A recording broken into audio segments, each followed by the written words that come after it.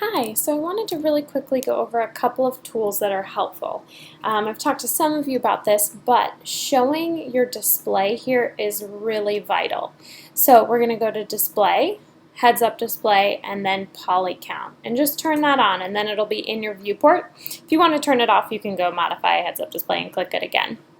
So what does it actually do? Well, let's just see here. Do 5. What this tells us is in this column, it's what we have selected. So let's say I go into vertex mode and I'm going to click and drag around that vertice. I have one vertice selected out of 152 that are on my cube, and then there's 152 in my scene. If actually let's use a sphere or something different, have multiple shapes, you can see now this is what I have selected on the cube and in my whole scene, including the sphere. Okay? So sometimes when we get into modeling and extruding and all of that, you make selections. So,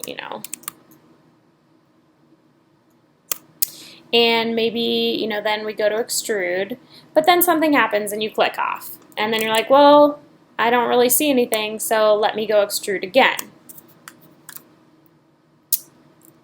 And then we can move this up, whatever. Looks great, but when I go into vertex mode, now you can see if I click and drag around a vertice, make sure I don't have any other ones selected, I actually have two vertices that are overlapping because I did double the extrude. Now this messes up, your faces. If you're trying to mold things further, there are going to be underlying faces. It just becomes very difficult to work with, and you have information that you don't need.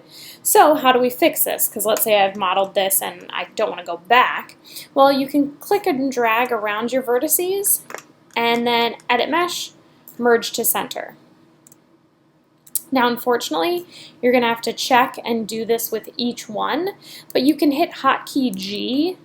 G redoes your last action, and you can clear it up that way.